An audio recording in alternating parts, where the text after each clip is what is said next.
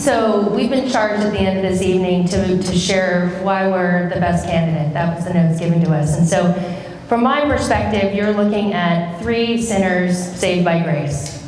As a person, I'm no better than any of the 4 people in this race. But each one of us knows different things and knows how to do different things. I know how to evaluate opportunities and threats and manage them both to consistently successful outcomes. I know how to bring people together.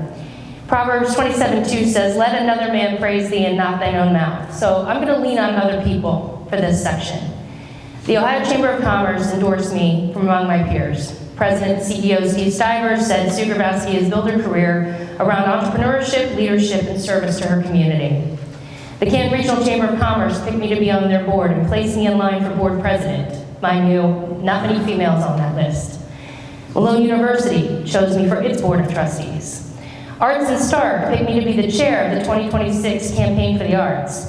They don't select a no-name for that role. They choose someone with connections, influence, and diligence because we have to raise $1.45 million.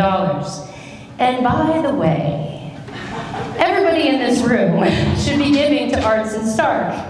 It's a darling of the left because it's arts, okay? But it's primarily supported by conservatives who understand how a vibrant arts community and culture serves as a strategic economic engine. So give to Arts and Stark.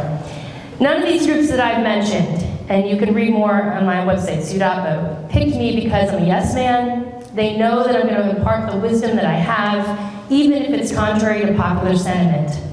And I'm going to work hard. I'll learn what I need to learn to do a job well, because I think the State House is not Hogwarts. You don't have to be a wizard. You need to be willing to learn.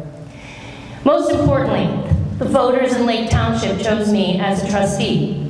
I've spoken to many constituents during this race, and here's what they tell me.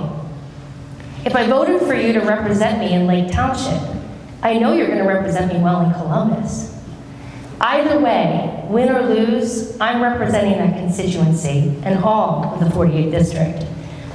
I attended Speaker Huffman's fundraiser last week, and during his remarks, he said that today's legislators need to be smart and courageous.